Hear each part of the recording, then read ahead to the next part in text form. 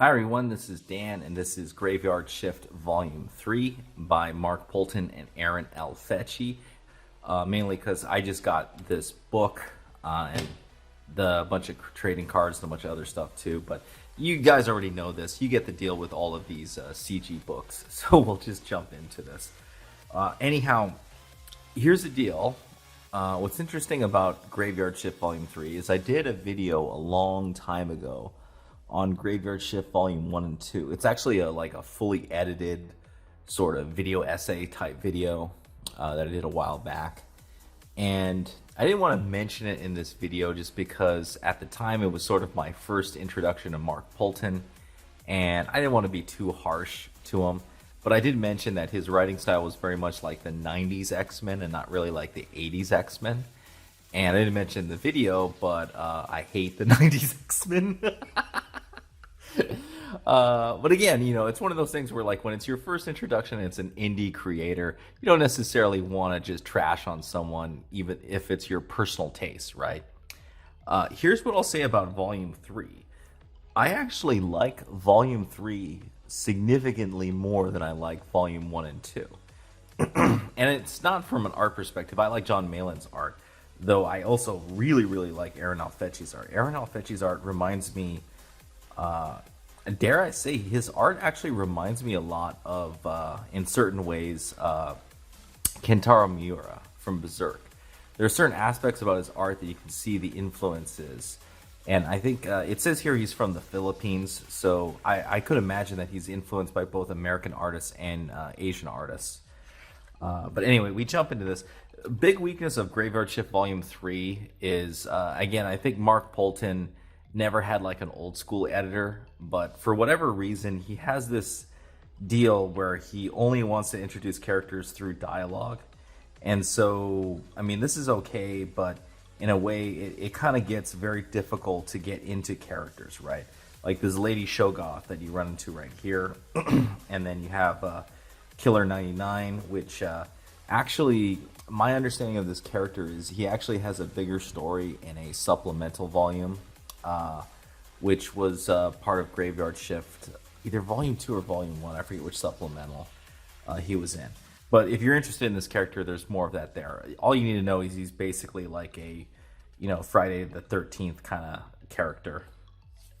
But anyway, this is Graveyard Shift. Again, it's kind of like all of the Universal monsters and horror movies and other tropes and stuff jammed into sort of a superhero comic. So one thing that kind of sucks is if you don't know what happened in the previous Graveyard Shifts, this volume doesn't do a very good job of kind of reintroducing you to the world. Luckily, this volume is a complete story. It's just the first several pages are going to leave you very confused if you haven't read Volume 1 and Volume 2, which is unfortunate. That's kind of the way modern writers go. But at least compared to Volume 1 and Volume 2, this book is a complete story. So again, and this double-page spread, while very interesting, is a perfect example of the weakness of the Image comic style. Again, you have a very exciting splash page, but if you take a look at it, there's just a crap load of text that has to drop through here because this page doesn't really tell a story, right? It's just this character, which, by the way, Vladimir Blood, the main character, ostensibly, of Graveyard Shift, doesn't get introduced all that well in any single volume of Graveyard Shift. I mean, he's there and he does actions and whatnot, but being dead honest, I still don't actually know what this character is about other than that he's banging this chick. But yeah, so one of the weaknesses of just having one big splash page and not a lot of panels is it doesn't leave a lot of room for storytelling. So in this instance right here, you see two characters killing a bunch of werewolves, very interesting shot and everything. But the actual story that occurs here basically has to be dumped in these caption boxes right here. And literally all that happens in this caption box could have been like 3 or 4 comic book issues in and of itself. So, not necessarily wrong of Mark Poulton to do this. He actually has to do this in order for the story to push forward and make sense. But, again, I don't know how this book was scripted, whether it was a Marvel method or or just standard script. If If it was standard script, then it's kind of on Mark Poulton right here. Like, hey, dude, like, I would just tell the story, right? Or if it's on the Marvel method, you know, you kind of have to reel Aaron Alfeche in and be like, hey, you can't just have a big splash page and not explain what the heck is going on here. But whatever, it doesn't matter. Exposition dump, we move ahead, right? So they're in the middle of a fight with these werewolves and getting overrun. And in comes basically the A-team right here. These characters, which is like, was it Tar Pit? What is it? Who is this dude? I forget. Who is this dude? I think it is Wrecker. And then this is Van Helsing. And you're probably thinking Van Helsing, if you read the previous volumes, he was the villain in Volume 1 and Volume 2. And now he's jumped in and he's, you know, this sort of Kurt Russell looking character. And the reason why is because he's from an alternate universe. He's a completely different Van Helsing. And this is kind of like a callback to DC Comics and to a degree Marvel Comics, the whole alternate universe thing. Again, this is basically superhero comics and monsters mashed together. And sometimes it's done very well and sometimes it's not done so well. So in this instance, it feels a little contrived, but it ends up working out at the end of the book. This book, what I will say is like the beginning is a little hectic and a little rushed. And then the end, like the middle part actually gets pretty good. And I'm not going to lie, I actually enjoyed the second half of Graveyard Shift Volume 3. I just felt like the first half kind of was, whoa, it's a little rough around the edges. But yeah, say that, don't say that people who follow the image method don't drop a bunch of captions right here. Though I do like the vertical panels. Vertical panels are really nice. I do miss them a lot in comics, and this is actually really nice. I kind of enjoy it, and Aaron Alfeche takes advantage of these vertical panels excellently. Very well done. I really don't have anything bad to say about the art in Graveyard Shift Volume 3. I think the only thing negative I really have to say about this book is the beginning is really rough around the edges. And a lot of it is just more of, I think, choices on the probably, in this case, John Malin is the editor and Mark Poulton is the writer, plotter with John Malin. That is, you have to be really careful, even though it's Volume 3 and you're like, well, I only need to appeal to my customers who bought Volume 1 and Volume 2. You need to realize that every book that you put out could be someone's first comic book, right? So when they open up, you want to make sure that it's very clear to the reader who the characters are, what the setting is, what the conflict is. And I know that sounds like, well, that limits my creativity. No, it does not. All right, you can figure out how to do it. They figured out how to do it in the 80s. You can still do it today. But yeah, that's kind of the weakness of Graveyard Shift, right? Graveyard Shift's biggest weakness is it's a little too much 90s and not enough 80s.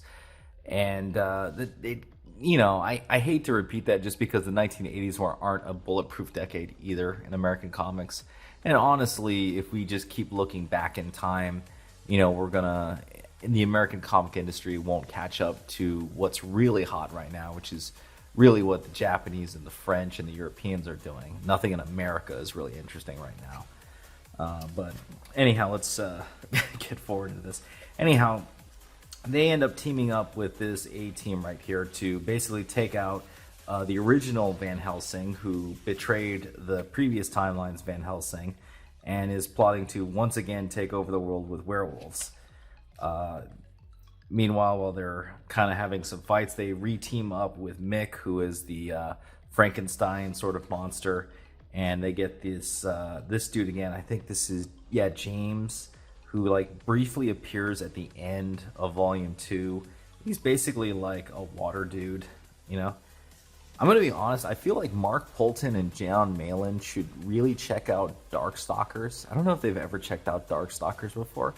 It's a Capcom fighting game, and I know, the Japanese, whatever, but you really should check it out because, I think it'll give you some ideas for this book series. because a lot of Graveyard Shift, when I read it, I feel like Capcom actually did a better job in Darkstalkers without any, extensive story. But that's just kind of my feel. Again, I'm not trying to trash on this book, by the way. I actually did enjoy it, except for this. This is no, Mark Poulton. No. Do not take this from Image Comics. This was literally the worst part about Image Comics, was everybody ripping off Frank Miller. Right here. Don't do this. Please don't do this. No. When McFarlane did it, it was dumb. When Liefeld did it, it was really dumb too. Forget who's the other idiot who did it. God, was it Jim Lee, or was it? I forget who else did it too. But the whole TV thing, it was cool when Frank Miller first did it. It was really dumb when the Image guys did it. No, just no. This page could have been dedicated towards literally anything else. This was a waste. By the way, gets wasted again in another part, but whatever. Anyhow, we catch up to the original Van Helsing, who ends up teaming up with this Lady Sugaroth, which, by the way, Aaron Alfeche, nice. And this Killer 99, and they come together, and you have your obligatory women getting shredded in Graveyard Shift. I feel like at this point, like ever since Volume 1, you pretty much have to have some women getting her freaking guts ripped open in Graveyard Shift. It's almost like at this point, like, well, you got ripped on it for the first volume, you might as well do it for every single volume afterwards. Anyhow, yeah, so team comes together, and then apparently Fish Guy decides he doesn't want to be Aquaman. Instead, he decides he wants to be the Punisher. What the fuck? Okay. Alright, I mean, to be fair, that's not really a superpower. Everybody has that abilities, but it's good to know that John Malin's taking advantage of Aaron Alfeche's skill at drawing firearms, which he should have tons of practice with working with your boy Zach, right? Yeah, by the way, again, I have to repeat this. I have zero problems with Aaron Alfeche's art. I think he is like primo talent right now overall in the industry. I think that this guy, he's going to have a really long and good career. And who knows, maybe he'll even make his own comic book, and we can see if he's got the chops for writings too. Be interesting to see, right? Can't believe you fell for that trap. So anyway, the Graveyard Shift shows up to try to kill Van Helsing, and then they run into Killer 99, who ends up killing Wrecker, right? And then he also ends up wrecking the rest of everybody else. Like, dude, I'm gonna be honest, dude. Mick the monster in this book, he gets freaking cucked hard, dude. Like, this guy, he's supposed to be this big super monster, but he just gets his ass kicked throughout this book. I kind of feel bad for him. But anyway, so bad guy gets away, and plans get installed. They end up burying Wrecker, having their last rites. This is actually a pretty good scene right here. I actually enjoyed this scene. And then, oh god, you get another one of these. Please, just no. This should be banned forever. No one should be allowed to freaking copy this ever again. Ever again. I swear to God, this sucks. Don't do this. I'd rather have a page of actual story and art. Thank you. So going back to it, you get a crazy doctor, a bunch of other people talking about their plans to take over the world, etc., etc. You get some interesting backstory on the other Van Helsing. He actually gives himself injections in order to stop himself from becoming full wolf, right? Very different Van Helsing from this timeline's Van Helsing. And at the same time, you get a kind of bunch of panels right here of just them kind of breaking into and killing all these wolves and eventually catching up to Van Helsing. One thing I noticed is that there's not a lot of patience for actually building up and getting to the point. I feel like with Mark Poulton, he just wants to get to the big fight right away. Like, everything is just moving from one big fight to the next. And you see here, you get a 6-panel, clean break layout right here, and it's just them breaking in and how they sort of break in, right? And it's all just one caption of like, yeah, and then we broke in and we found Van Helsing. Uh, okay, sure. Anyhow, these guys end up making it to this machine that's going to make the moon stay up forever so these werewolves can have full power. And then this actually gets kind of funny. The dialogue here is actually pretty good. Like, this is probably the best dialogue I've read from Mark Poulton in a Graveyard Shift. And I know there's some critics of Mark Poulton, and for me, I'm sort of 50-50 on him. Again, I'm not a big fan of... You could tell when you read him, he really likes, Scott Lobdell and Fabio Nikeza. And I'm going to be honest with you guys, you probably noticed on my channel, I don't really cover 90s X-Men, and that's because I really don't like it. And it kind of comes into this problem that I have with Mark Poulton in this book. Again, it's nothing personal. It's just my own personal taste, right? I just not a big fan of 90s X-Men. And like, this is actually kind of funny. And the art here by Alfeche is like, wow, it's fantastic, man. Alfeche can do splash pages. That is without a doubt. I'm kind of interested to see him kind of be unleashed to do more smaller panel build-ups and more slower storytelling, and seeing how he would approach it. Right. This is more of the. This book feels, for those of you who are curious, it feels like early Ya Boy Zach. Like, this feels like Jawbreaker's Lost Souls on crack. And it moves at an incredible pace. And sometimes the pacing is nice. Like, at the end and the middle of this book is really, like, I like the pacing of it. The beginning of the book, not so much. In fact, the biggest weakness of Graveyard Shift Volume 3 is the beginning of the book. Anyhow, yeah, Van Helsing sees Castle Dracula, which is this spaceship that they have, that Graveyard Shift kind of drops on people. And he pretty much says, yeah, everybody kill everyone in there.